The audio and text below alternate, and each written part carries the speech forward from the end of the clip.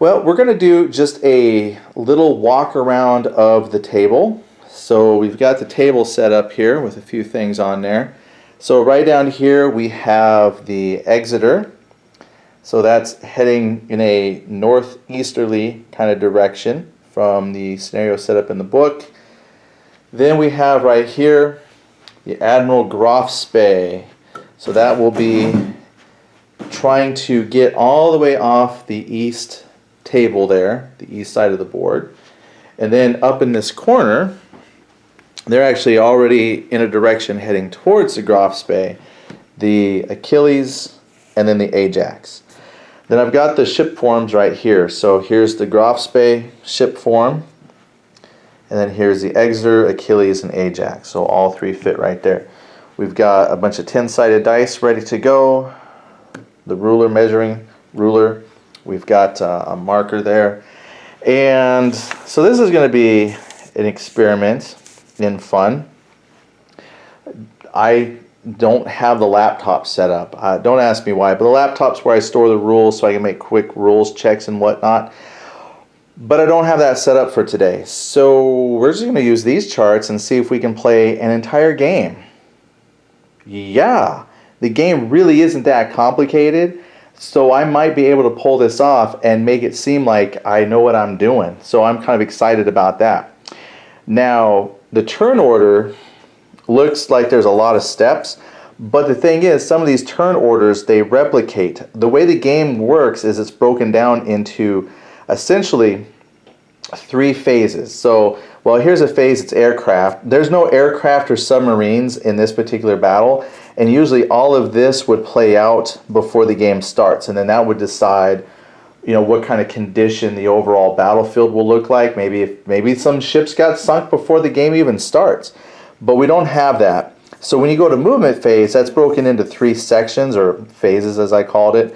Battleships move first, then cruisers move, and then destroyers move. And the idea is that since battleships are so big, bulky, and slow, they move first, and all the other quicker stuff can kind of see how the field plays out, and then cruisers would move, and then finally destroyers, after they see where everything else is on the board, they decide where they want to move. And then shooting is the same thing. So battleships shoot first, then cruisers, then destroyers. Now, with that in mind, you plot out your movement. So actually everything is kind of simultaneous within that section. So when we're ready to move, we'll plot out how we want to move. And I'll show you a little code that you can do for the game to plot your movement. But that way when you get to the segment, it's not a matter of which battleship moves first. It's, well, these battleships are plotted to move, so that's what they're going to do, which is why, you know, it's kind of cool that cruisers would go second, because after they see how the battleships have moved, then cruisers do the plotting, and then they decide to move, and then finally the destroyers. So you don't all plot at the same time at the beginning. You plot when it hits to your section of ships. So cruisers will all plot. And then shooting is the same way. Once you get down to gunnery, battleships will plot their main guns, and then when it gets to the cruisers, they can plot. So it seems kind of tedious, but it actually goes pretty quick. Now, because I'm soloing this today, and I'm going to be running the camera, this will be more of like a after a turn or something like that. I'll come back and show you where things have moved and try to give you a narrative for this so you can see how this particular battle plays out this time. And if I'm able to hold the camera and roll dice, I might show you some of those mechanics as well. So we'll give it a go. We'll see how this works out. So I'm going to go ahead and put the camera down, take my shoes off, because I'm walking around on the carpet and I'm like, you know what? This is uncomfortable. I'm at home. Let me take my shoes off and then get comfortable, and we'll start gaming from there. All right, now I do want to point out that we're using the topside minis that I got with the River of the Battle Plate. What? Battle of the River Plate. Anyway, set. So this is what you get.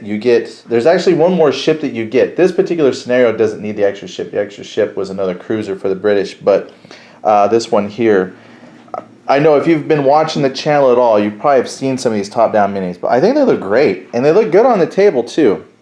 This is the first time I've used them with this particular cloth. We picked this up today, and it has like a weird kind of a little extra texture built into it, so it's not just a one color cloth. And I know there's a big fold line in the middle. The Ocean does not have a fold. I get it, okay? But this was like $5 cloth. And my wife, she does stamping stuff. So she says she's got a way that she can make some of these raised edges kind of look like a white cap. But from a distance, depending on how I stand, it actually kind of looks like water-ish, kind of textury. And so the topside minis, they really pop on here. They really stand out. I know someone, trust me, I read comments, okay? I pay attention to what people say. Somebody said that the counter background here on the topside minis, this light blue, is more suited for the Pacific, and that this dark blue would be more Atlantic-y. Okay, so that's why I got a dark blue, because I guess the North Atlantic is more of a dark blue. Never been there, so I can't verify for myself. And so, yeah, this will really help these stand out. I think it'll be easy to see where the ships are. And they are big. These are 1/1800 scale. A lot of war games work on the, Navy games work on the 1/2400 scale or 3000 that I've heard of. So they do kind of look big, but this is a 6x4 table, and this particular game, Naval War Thunder, actually works really good with this scale as far as measuring distances, shooting, and movement. So trust me, I could spend all day, well, maybe a couple hours, talking about terrain scale, figure scale, things like that. But for this game, the way it works, it actually works out just fine for this scale of figure that we're using. So let me show you how it works. What I did is, after I took my shoes off, I went ahead and plotted. I know there's glare, so forgive me, it's a matter of lighting and glare and whatnot. So the Grafspé has a movement of 7. So what I've done here on the movement for first turn is put a 7 down. The Grafspé is trying to get off the table, so we're just going to charge ahead at 7 inches. I have no idea what that's going to translate to the knots. I've played a couple games now where the Grafspé has had a different speed in each game, so I'm really happy that Naval Thunder just says for me already, here's the inches that you move. So we're going to move ahead 7 inches. With my British ships, with a little code, I'm going to move 1 inch. You got to move 1 inch before you can turn. So I'm going to move 1 inch with the Exeter. I'm going to turn to the left. I could have put P for port. So I'm going to move left and then move ahead 6 more inches. Then with the Achilles, we're going to move ahead 8, because that's the movement. Well, see, here's the thing. Exeter has a movement of 8. So 1 inch before you can turn. Then turn itself takes 1 inch of movement. So that's 1 inch, 2 inches moved. And then that leaves me 6. Then the Achilles will move ahead 8. And I put an F for follow. So the Ajax is just going to stay right up against the Achilles. And then we'll see which way they'll need to turn in order to shoot if they need to. So that's movement. That's why I'm saying this is really kind of cool, because we skipped all of the battleship stuff. We skipped all the aircraft, submarine stuff. So now all I got to do is, based on what I've written here, move the ships. That's why I'm saying this is kind of cool to play solo too. I like it. So let me set this down and we'll move some ships and come back. So here's what the table looks like now. Got those two there, Grafspé there, Exeter there. We'll see how it looks when we come back. Okay, we are back. So the British, they went ahead and kept their column and they moved straight ahead 8 inches. And then the Exeter, it did move 1 inch, it turned. It didn't turn a full 90 degrees. You're actually able to turn up to 90 degrees with these ships. So he did not take the full 90. But what he wants to try and do is put himself in a position where his port weapons can go ahead and attack and shoot out to the Grafspé. Grafspé, because they are racing, they went ahead and just moved right along that middle seam of ocean for their 7 inches. Now, with the size of the figures that we're using here, even though they moved like 7 and 8 inches, it still kind of, they moved, but it really doesn't feel like they moved a whole lot. Like, I'm still really far away out there. I might not even be in range for guns with those. But I believe we are in range, at least for the Grafspee, possibly for the Exeter's 8-inch guns, but I'm pretty sure the Grafspee 11-inch guns will have no problems reaching the Exeter. Now, because of the way that the Grafspee is positioned, it's only going to be able to hit with its forward guns, and it's got 3 cannons on the front. The port side weapons are gone because they're, out of arc. But the Exeter should have no problem hitting with his port side secondary weapons. So what we'll do is we'll plot out some firing, I'll do some measurings, and then we'll go ahead and roll some dice with you guys here and see what kind of potential damage that we score. Alright, I wanted to show you this because part of the planning is deciding what weapons are in arc. So I found it, and I can't even remember where I found this on the interweb, but I printed this off because a friend of mine, he wants me to play some General Quarter with him, so I printed this off just to play with it because I thought it was kind of cool. This game might not work with the scale for turning ships based on, instead of just rotating them 90, you actually move them along, and each of these tick marks is part of their how many knots, a reduction in speed essentially. Since this game kind of works on a different scale, that might not work for me the way I want. However, it does have down here this really cool firing arc. So when I broadside the port and starboard weapons, this will let me know if I'm in range. Also, it lets me know if the front guns and rear guns can swivel around enough to hit. So for example, if I want to get them in here like so, I take, because people always ask, what is this? This is Army Painter Target Lock. What this does is it puts a laser line on your table, and see if I match it up right there with that arc, that's where the rear gun would swivel, so we can't shoot directly in front because it hits the superstructure right about there. How neat is that? And then same if I was doing the front guns, they can only swivel around so far to the back before they're hitting the superstructure. So this tells me that at this particular angle, everything hits the Grafspee. Now those guys up there, I'm going to go off camera again and check them, but only their front gun will work. Now there is in the book, it talks about how you can't shoot through other ships, but there's like 3 conditions you have to meet in order for that to happen. Now, because I don't have the rules with me and I don't feel like looking them up by finding my other computer, what I'm going to do is just kind of actually go off of the if there's a ship blocking me from the gun to the target, then yeah, I won't be able to hit it. And I'm almost hitting the ship in front of me. Almost. I'm going to say at this angle, it's not safe. It'd be pretty brave, but I think one of the conditions is a certain amount of inches between, like, clearance. So I'm going to say that as a buddy, the Ajax is like, yeah, I'm going to be a friend and not shoot through the Achilles. So the Achilles is going to shoot, but we'll have to check range. But I just wanted to show you some of the considerations for shooting.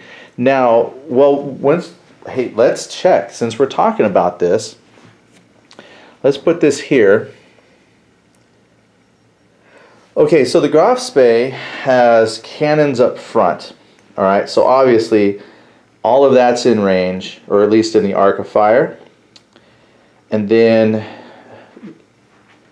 right, see here's an example where the rear guns won't be able to swivel around and shoot because they, spin, spin, spin, and then boom, they'd be firing through superstructure. So the rear guns cannot shoot.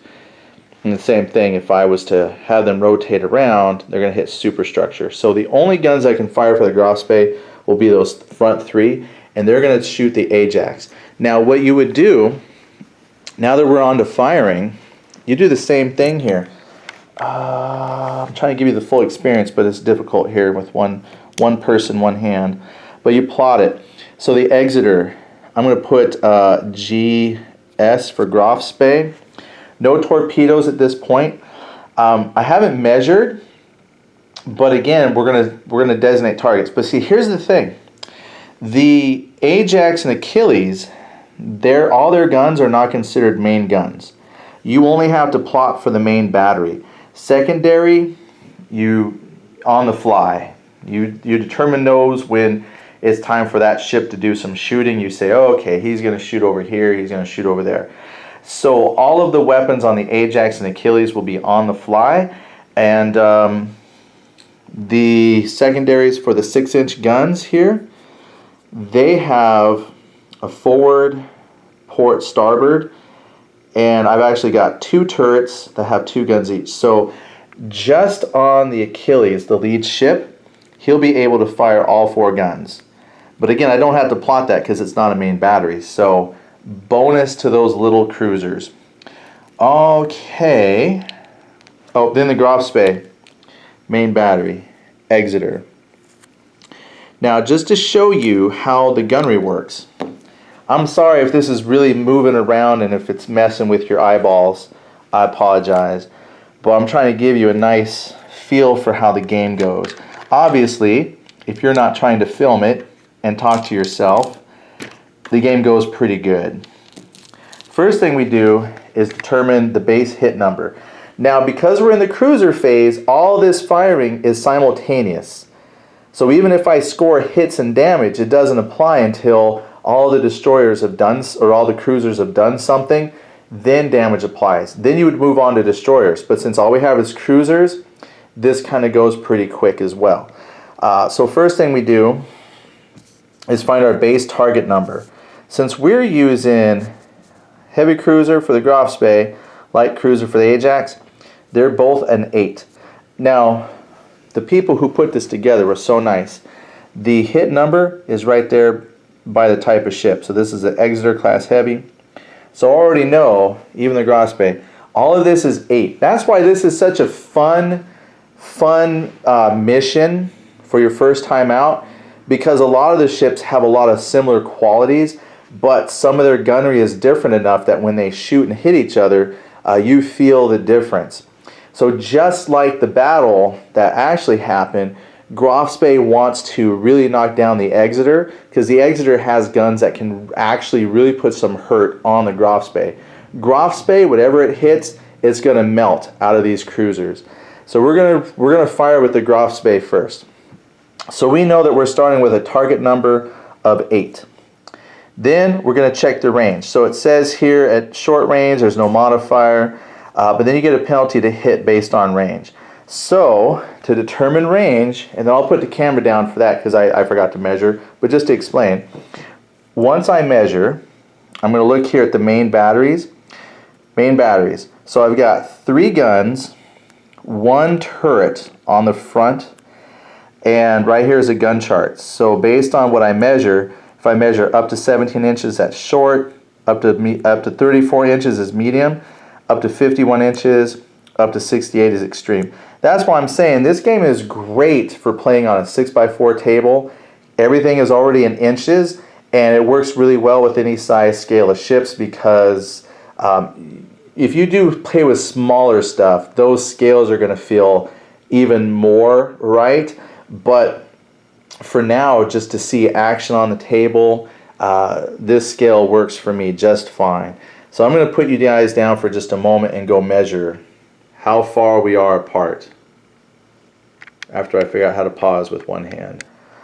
We measured, it's 27 inches, like on the money. If you go from the funnel stack of the Grafspee to the funnel of the Exeter, it's like 27 inches exactly. So when looking at the gun table, 27 puts it less than the medium range, so it falls between short and medium range. So it's going to be rolling on the medium. And then 27 inches over here, that's greater than medium, less than long. So it's like right in here, it's going to be on the long range. So 27 inches for the Exeter is long range, but medium range for the Grafspee.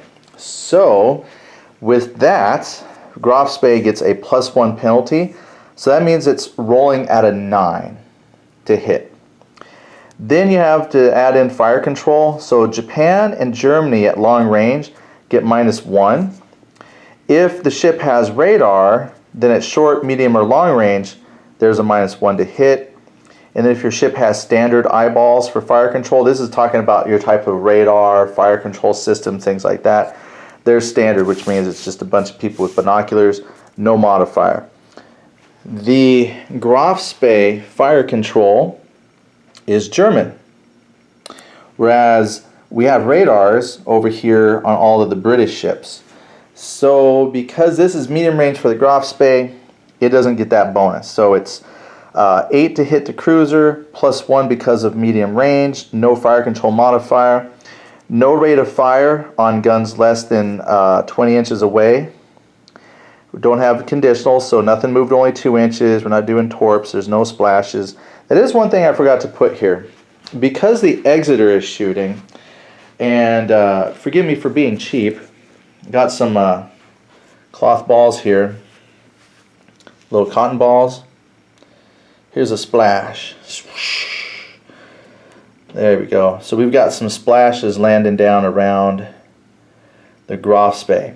That's important because if you've got more splashes, that's saying that the ships with large caliber weapons are causing these splashes to, you know, plume up around your target ship, and that makes it hard then for individual ships to say, hey, was that splash from our guns or somebody else's? Since the other British ships aren't firing main guns, they don't have to put splash markers. See, that's another important thing. Only the main batteries put splash markers. Yeah, from what I remember. So that's like really, really important.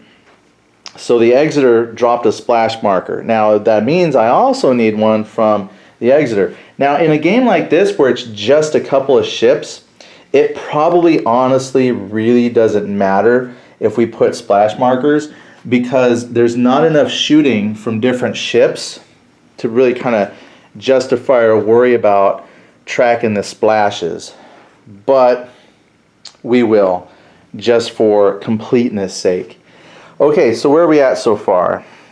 The splashes, we're not using any optional, we're not doing torpedoes. So really, we're at a 9. So we've got 8 to hit, range, no fire control. That's easy. Now, we know the Grafspee, because we talked about this earlier. Grafspee has one turret, there it is, one main turret in the front. It's got 3 guns, 1 turret, so I roll 3 dice. So we're actually rolling for each shot out of that gun. We got 1 hit. Alright, cool. These were misses. So that's why there's splash marks. Now this 1 hit, to determine if it penetrates the armor, what we got to do is look for the armor of the Exeter. Exeter has 2 armor values. Secondary armor value is a 2, that's for like torpedo belt armor, and then the regular armor value overall for the ship is 8. Then the Grafspee has, where's that gun chart? There it is. The 11-inch guns have a penetration of 8 and they do 6 damage. So right away we already know that the Grafspee gun is going to penetrate. Just to keep things simple, the 11-inch guns will penetrate these ships every time it hits. So that's great for the Grafspee. But if we were doing this at short range, we would modify. You would get greater penetration because your shells are closer. They're not being slowed down by friction of the air. Long range is a 0. Extreme, so if you hit that far inches, you would add +3 to the penetration because now it's an arcing shot falling down on the deck. And if you're crossing the T, that's a rule we probably won't use because I don't have all the rules memorized for things like that. But crossing the T would be if I was like right here. Shooting on a ship full on is not as armored as hitting the side belt, so you'd also get a penetration bonus for crossing the T. If we had a target number to hit greater than 10, here's a little chart to see if you could actually score that 11, 12, or 13. So we know if I roll, so you roll, you add that to the penetration modified by that to know if you actually penetrate the ship. Okay, we know the 11-inch guns do. Now because we've done that, Next time the Graf fires, I probably won't explain that whole process just for sake of battery time and keeping your interest. But since we know that it penetrates, it had one penetrating shot, we're going to roll here on the gunfire critical table. And that's a 7. I should roll it in the dice tower. It hit a torpedo mount. Oh no, not a torpedo mount. So the Exeter, we're going to look, does it have torpedoes? I thought it did. Yeah, it does. Mount. That is on its port side. So, goodbye, torpedo mount. Oops. I'm not left-handed. Well, there you go. Oh, and the Graf does 6 points of damage. Now the Exeter, I need to swatch hands, switch them. So now we go down 6 points. So we're now down to 28 hit points left. Yes, I'm a D&D player, so everything's hit points, not whole points. All right, so that was the Graf. Now, off camera, I'm going to check for the Exeter guns and kind of do the same thing and just give you a roundup. So again, going forward, we won't take as much time explaining how gunfire works. We'll just kind of give you the results. All right, so we'll see you in a moment or two. Okay, the British finished their firing. The Achilles, it was at almost right at extreme range, just about, but it was at the far end of long, but their shots missed. It's got 4 6-inch guns on the front, and they all missed the Graf. Didn't even touch it. The Exeter, it was at long range too with its 8-inch guns, amazing, but it did hit the Graf. However, I rolled poorly and it didn't penetrate the Graf armor. So we only did 2 points of damage because if you don't penetrate, you take the damage, round it in half down, and so we did 2 points of damage to the Graf. So it's still rocking 45 health points, and the Exeter is down to 28. Yeah, if I was playing this all one-handed to show y'all, it went pretty quick. But I can also accelerate the rest of the game turn because with the turn for doing like the end phase, if you will. I'll let you look at some ships here while I talk. You would then check to see if you could put out fires, things like that. If you've taken superstructure damage, you could check to see if your command crews go out, flee. Well, I'll say this. I'm not going to play with the command rules. I would have to designate a flagship for the British, and the Graf would be a flagship, and he would have a command of 10. And then my Achilles would be the flagship. It would have a command of 10. The other ships would have a command of 8. However, the Ajax, being in formation with the Achilles, would use the Achilles 10 command for making command checks and things like that. And, it's like, I'm just playing solo, it's me. Mostly that's used to determine if a ship is going to flee. Well, these are going to fight to the death, if you will. So I'm not worried about that. The other rule, it's an optional rule, crew quality, that could affect rolls for making repairs and things of that nature. I'm not doing that either. So really, this is just kind of going through quickly the end segment. We're not firing torpedoes. We're not close enough for that, so I'm not going to do torpedo resolution. But if we get close enough, we'll launch some torpedoes and then see how that works. Because it's similar to the combat overall, but it's a little bit different. And again, going off my memory, I might get that wrong. But I had no fires or flooding or anything like that, so we're okay. So essentially, we would go through. There's nothing in the end phase for me to worry about. So now we would just whip back around, back to plotting movement, shooting, all that stuff. So I'm going to go ahead and move everybody, and then we'll see where we're at. So currently there we are. Ajax and Achilles over there. Exeter right there. And Bismarck right there. Bismarck. Graf right there. Great. We have finished movement. Now, I didn't think this through as well as I should have.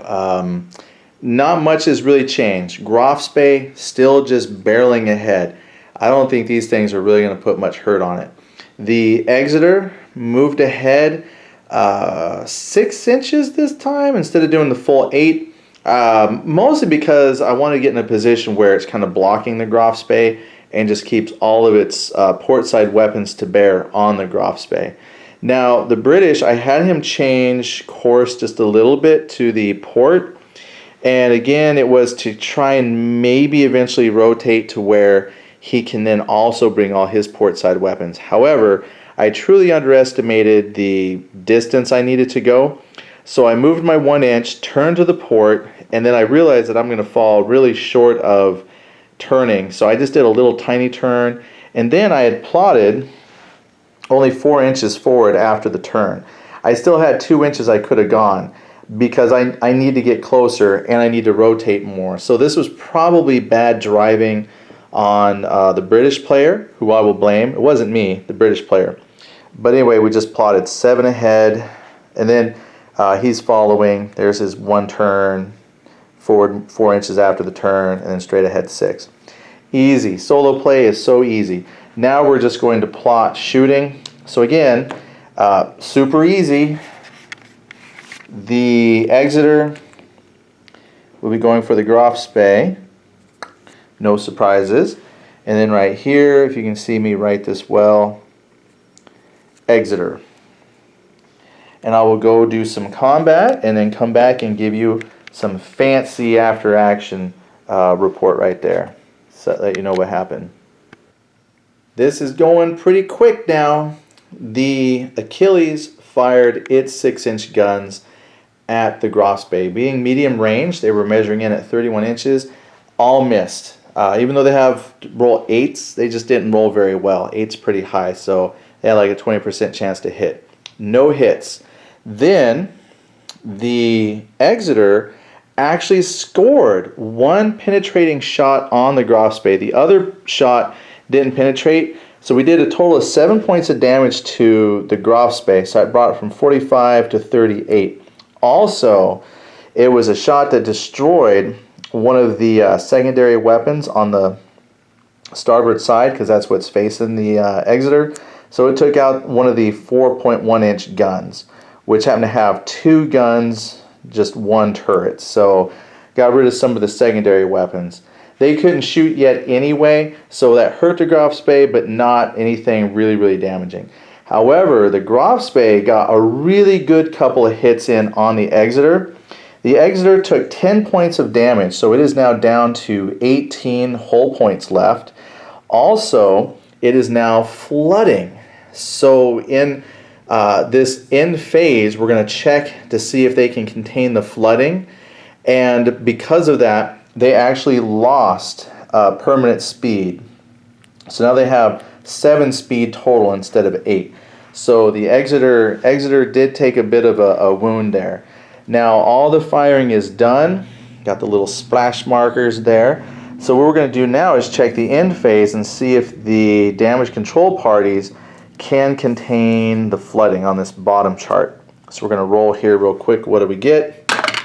A 5. So now it is minor flooding.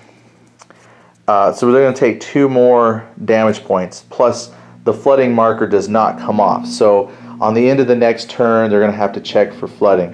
What did I say? They took 2 more damage. So I'll mark the damage. Then what we'll do is I'll move around, do the plotting for movement, move, and then we'll show you how things look. So right now, there's where the Ajax and Achilles are located. There's your Exeter, Graf Spee. Alright, so with poor maneuvering on my part, I did move the Ajax and Achilles. They were plotted, they moved ahead 4 inches, did a port turn, and then moved ahead 3 more inches. That's their 8-inch total. But that's still nowhere close to the Graf Spee. So they're still probably looking at medium range to the Graf Spee for shooting. You know, that's just something. Now, the Ajax being hurt, I know earlier I said, oh, we'll just fight to the death. But at the same time, I was like, well, really, if I was doing some kind of campaign mode or something, I would want to try and save the Exeter. The Exeter has taken a beating. And with any kind of campaign game that you're playing, damage and things carry forward. that's really hurting the Exeter. Plus, the Exeter is still flooding, so there's a potential to take more damage, and even worse, they might get a severe list, which means they'll now reduce their movement by half. It is terrible. It also affects gunnery because you're tilted. It's hard for you to shoot, so it's bad. Now, there are some things the Exeter could have done as well. Could have taken some evasive maneuvering. That would have cost like 2 movement points, and that would make her a much more difficult target to hit.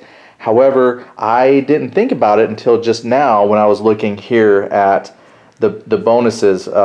If you're the target, if you took evasive action, or if the shooter took evasive action, there's also the penalty if you have shooter has severe list. So I'm not severe list, but luckily all those benefits are here. I just remembered it was available to me just now. But yeah, I could have done some evasive maneuvering for 2 movement points, which would have made him a little more difficult to hit. Instead of trying to cross the T, if you will, with the Grafspee, we took a couple turns and are now going to head off the map edge to save the Exeter. That's the thing. Save the Exeter. So, yeah, we'll see what happens. Now, with that in mind, I put this marker down. In this position, we are able to hit with the rear guns just fine. They're in the arc there. The Grafspee can hit that because that sucker can rotate all the way around for the rear guns. But that is also just in the arc for the front guns. So we can actually have all of the Exeter cannons shoot at the Grafspee. Now what we're going to do is pop this down for the Grafspee and do the same thing here. Yeah, so the rear guns for the Grafspee can hit the Exeter. Now with the main guns, they don't split fire, so you can't shoot some of the guns at the Ajax, Achilles. I don't think they could, but like the front guns, I could shoot at like the Achilles, and then the rear main guns I could shoot at the Exeter. That doesn't split. If you're interested in that kind of detail, that actually is available in a game called Command at Sea. They had like some jumpstart rules I was looking through, and when you do that though, you lose fire control for one of them, and then the gun that's shooting at the different target gets what's called local control, and so it's not as accurate because now it's just like a dude with some binoculars say, hey, shoot here, and then the guy who's actually got like the radar and whatnot, he's aiming all the other stuff elsewhere. Anyway, I don't know where that came from. I just thought I'd share that thought with you for some reason. Okay, well anyway, so it looks like the Grafspee is going to shoot everything at the Exeter and try to destroy that before it leaves, and then the 2 light cruisers are going to continue the battle. So they're going to fight to the end. Somebody's dying. I have a feeling, though, the Exeter is going to come out of this a lot worse for wear. But we'll find out when we get back. Through the magic of editing, we are back. All right, lots of exciting things happen this particular turn, mostly against the Exeter. The Exeter is having a bad day. It took 2 devastating hits from the Grafspee. It is now down to 5 hull points remaining. It actually lost both of its front guns, so main guns. That means it only has 1 turret in the back with 2 guns. I chose that specifically because since it's fleeing, it can still shoot out the backside. So that ship is definitely running. It's done. Now, with the Grafspee in return, it still did pretty good. I did forget one thing though. Let me take care of that real quick. Alright, I forgot to mark down the damage it took from the 6-inch gun. So there was two shots from 6-inch guns from the Ajax and Achilles that actually hit the Grafspee. So it's now down to 32 points, which is good. That's still more points than either the Achilles or the Ajax. I mean, together they both have a lot more health, but the Grafspee is still looking pretty good. However, due to some of that accurate gunnery, the Grafspee has now lost all of its secondary guns on like the port side and earlier shot to the starboard. So the only secondaries it has left are its 5.9-inch guns. So the 4.1-inch guns are gone. So it's going to have to make do with that. I mean, that was it. So the Exeter is looking really bad.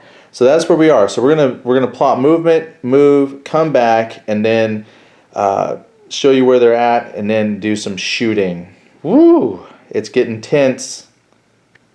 Okay, before I completely forget, I forgot that we had flooding on the Exeter. So I'm going to roll on the flood just to see if we contain it or if we continue to take damage. So we drop that in. 4. We still have minor flooding. 2 more points of damage for the Exeter, and now we'll do the move. I already plotted the move, and we'll show you the move after we get back. Okay, here's where we are after movement. So the Achilles and Ajax, they just moved ahead 8 inches, just barreling forward. They're trying to get and keep the Graf Spee in the broadside so they can fire all their weapons. They haven't been rolling so good, but we're going to see if they can roll better. Then, the Exeter, oh my gosh, it has 3 hull points left. It is taking on water like a sieve, and it didn't quite reach the board. That -1 movement to its speed is holding it back. However, if it survives, then it's quite possible it might get off the board.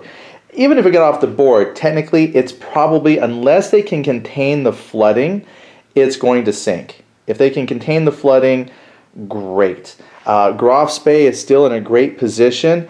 It's in a position where, hard to say, I think the British ships are now positioned to where, and we'll have to check this because now that movement's done, yeah, they are out of the arc of the rear guns. So the Graf Spee can only bring the main guns to bear, the forward 3 guns, and then it's going to have to just use its 5.9-inch guns here on the side, and they're going to try and finish off the Exeter.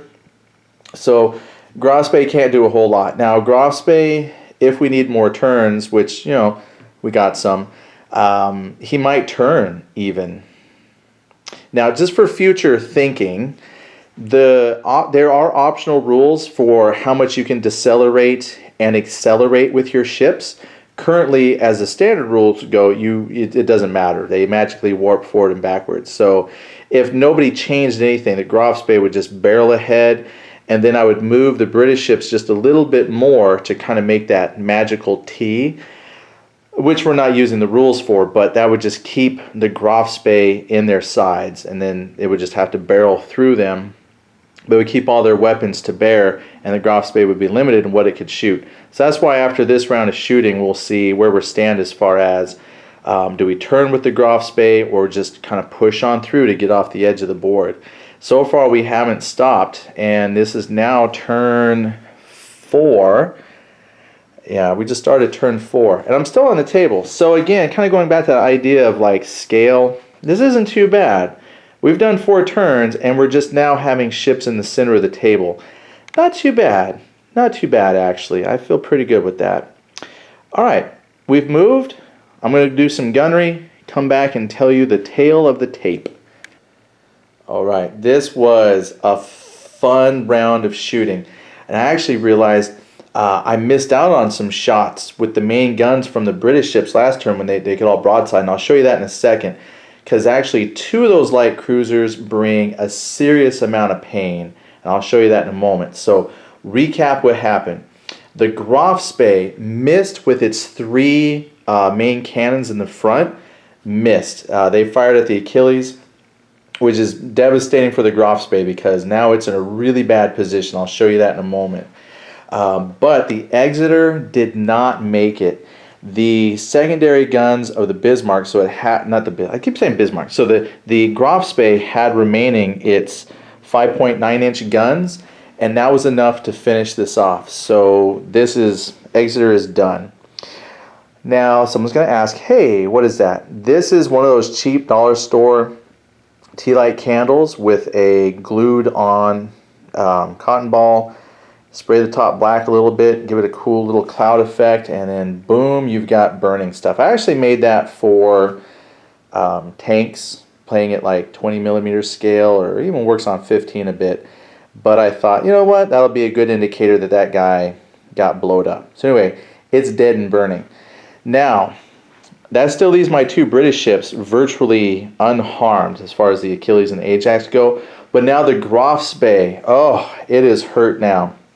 It has 10 hull points remaining, so it is just barely getting through. It did take a flood hit, but the damage control crew was able to contain the flood when it happened. So it did. Did I lose a point of speed? Oh no, I rolled a major flooding. That's right, I gotta put a flood marker on there. So yeah, this is bad actually. I rolled a 9. So the Graf's Bay is actually flooding right now.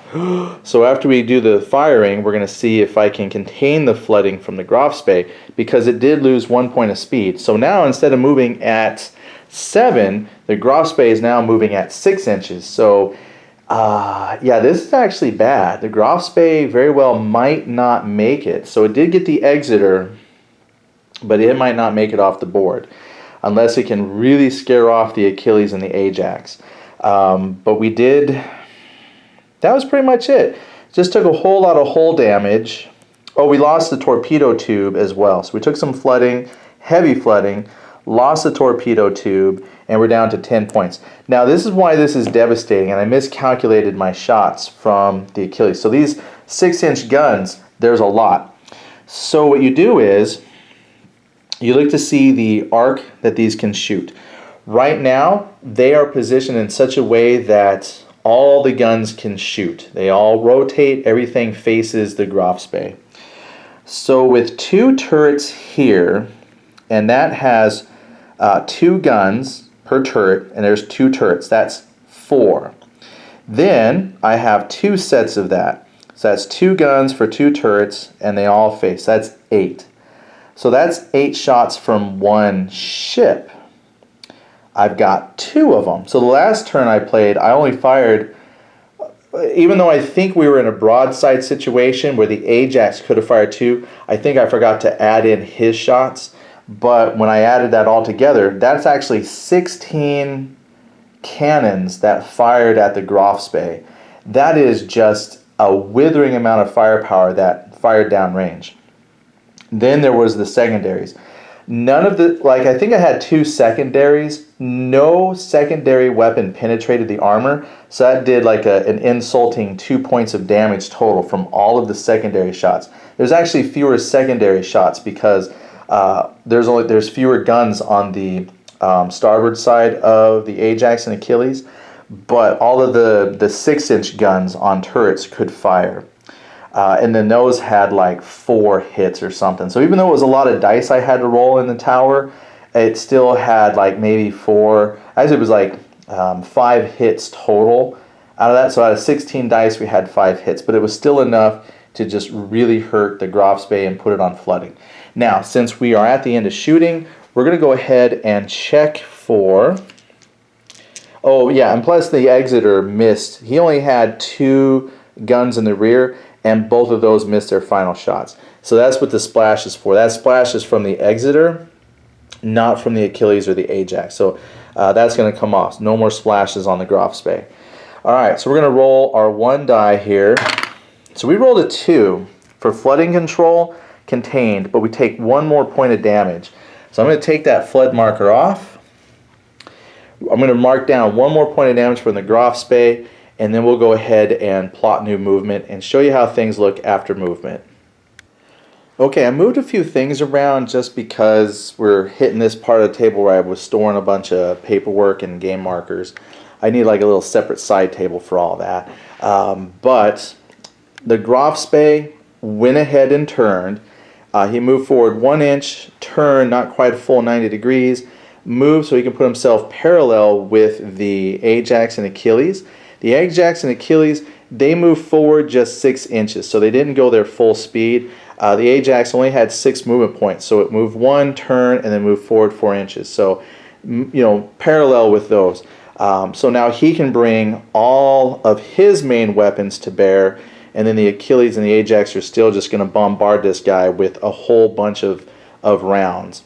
So we'll have to check and measure for range to see where we stand, because I think This is either short range for the Graf Spee or very, very close to it. It might just be eking into medium range just a little bit, but I think we're still at medium range for the Achilles and Ajax, which really isn't too bad. The fire control radar that the Achilles and the Ajax still gives them a bonus. So even though the base number to hit is 8, add +1 for a medium range, subtract 1 for the radar, they're still hitting on 8. So that's going to be 16 dice that I roll at 8s just for the main guns alone. They're not the main guns, but it's the 6-inch batteries. And then for the Graf Spee, even if it's medium range, they don't have that same fire control radar. So he'll be rolling 9s because it's a base to 8 to hit the cruiser. And then you add 1 for medium range, and they only get their to hit bonus at long range. And then there's really no other modifiers that affect their to hit. So the only other modifier, if they're less than 20 inches, and I forgot to add this earlier, so I'm trying to remember this now, but technically, if I'm at under 20 inches, I haven't measured yet, we actually get a bonus to hit, because now it's saying that the volume of fire is greater. The closer you get, the dispersion shrinks, so more rounds have a chance to accurately land on target. So there's a chance that all of these weapons that are firing are less than 12 inches, that we might actually run into some carnage. So I'll have to measure for under 20. I think we're close to it. But this could actually cause there to be lots of hits for everybody today. But I think with only 9 points left for the Graf Spee, this could be the end. And, you know, we did lose the Exeter. There's a chance we might take some damage on the Achilles, but this might be it for Graf Spee. Okay, anyway, I'll come back after we do some shooting and let you know what happened. And this is the final round of shooting. And yes, I kind of had a feeling this would be the end of the Graf Spee, and it was. So here's what happened. The Graf Spee actually landed 3 solid hits on the lead ship Achilles, and all the shots penetrated. So it actually did how much damage? I did 18 points of damage with 3 penetrating shots. So that brought the Achilles from 30 hull points down to 12. So it took it halfway in 1 shot. So very devastating. It also destroyed 1 turret of the 6-inch and 1 of the 4-inch turrets. Then when I was checking for critical hits, one of the other ones, we actually scored ready ammo explodes. Now, this is one of those things where it's like, oh man, because I didn't bring the rules with me, I just said, meh, it blew up. It just sounded more dramatic that way. So there it is, it's dead. In retaliation, however, with those 16 shots that are flying at the Graf Spee, they were able to whittle it down. Since we only had like 10 hit points left somewhere in there, and we took like a point of flood damage or fire something earlier, the British, they were able to score enough little hits that they finally took out the Graf Spee as well.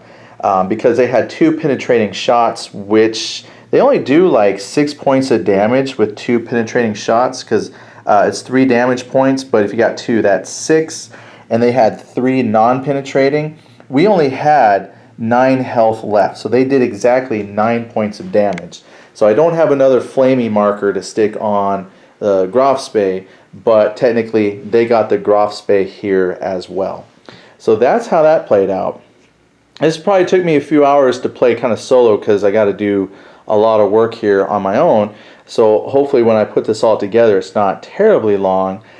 So other than not knowing for sure what happens with the exploding ammo, which I'm going to read when I get home, the Achilles technically may not have exploded. So, you know, if somebody types in the rule, you know, types in the comments if you read and tell me, that's fine. I'm going to go read it myself, but I might not put that into the description of what happens when you hit an ammo shot.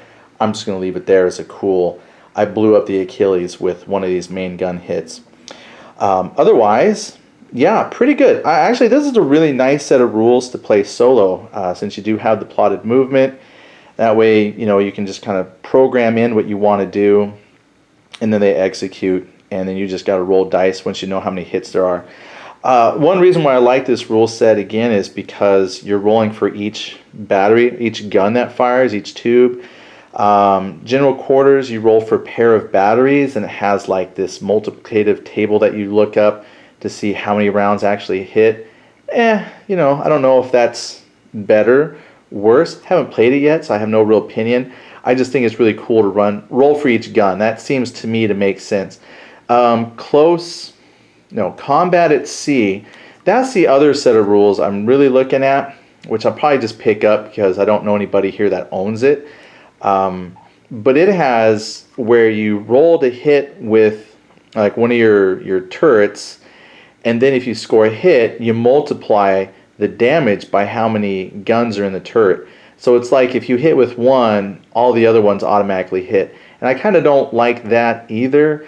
To me, it just kind of makes more sense that there's a chance that 1 or 2 out of 3 or 4 might hit. You know, probably the only thing that I kept forgetting to do, honestly, was we were at 19 inches. So I probably should have had more guns hit because that's a -2 modifier to hit. So to be honest, I think maybe some more shots should have hit there, but ultimately the outcome I don't think would have changed at this point because the Grofspay was pretty beat up when it came in here, and they still ended up doing just enough damage to sink it.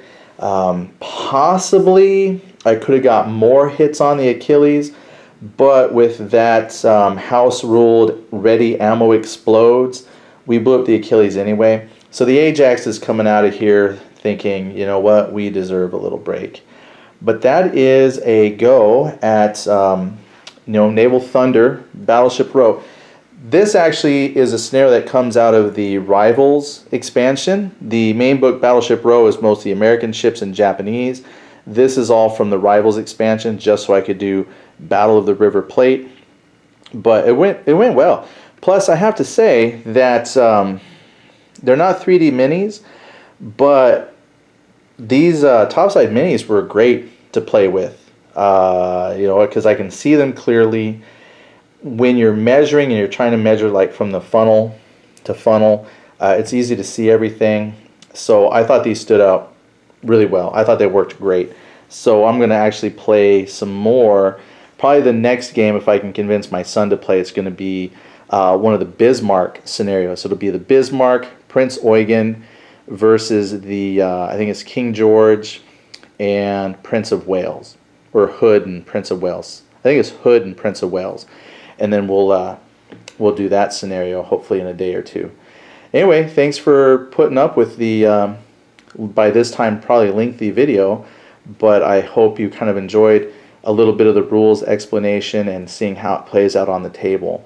If I could do like a live, at some point, that might work out good, but hopefully this kind of gives you an idea of the flow of the game. Anyway, thanks for tuning in. We'll see you later. Bye.